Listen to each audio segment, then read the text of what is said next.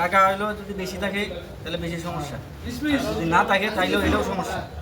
টাকা বেশি থাকলে তো ভাই কোনো সমস্যা নাই, এটা কি সমস্যা? না না সমস্যা ভাই, আপনার যদি বেশি পরিমাণ টাকা যখন হয় তখন বুঝবেন। আমি এই টেনশনে আছি কি আমি বিপিএল এ দল কিনবো, এটা তো আপনি জানেন। হ্যাঁ। এই আস্তে আস্তে টাকা গুছাইতেছি, যে আস্তে আস্তে টাকা গুছাইতেছি বিপিএল এ দল কিনবো, বুঝছেন।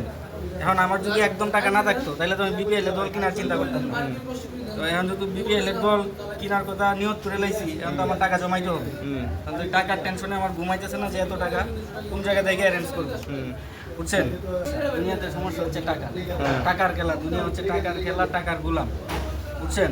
এই টাকার লাগিয়ে ভালোবাসা হারায় যায়, দরজা দিয়ে পলায়, জানালা দিয়ে পলায়, আবার এই টাকা দেওয়া ভালোবাসা কিনাও যায় না, সমস্যা উভয় সংকট। এই যে আমরা তো টাকার সমস্যার কারণে আত্মীয় স্বজন সম্পর্ক রাখতে চায় না, টাকা দিতে পারি না, এই জন্য আত্মীয় স্বজন সম্পর্ক রাখে না। আপনার ক্ষেত্রে কি টাকা দিয়ে কি এটাই কি আত্মীয় স্বজনের সাথে ভালো সম্পর্ক আছে? না ভাই, কইলাম না যে টাকা হইলেই সমস্যা। আপনি টাকা হইলে আত্মীয় স্বজনের আপনার কাছে একটা ইয়ে থাকবে, চাহিদা থাকবে।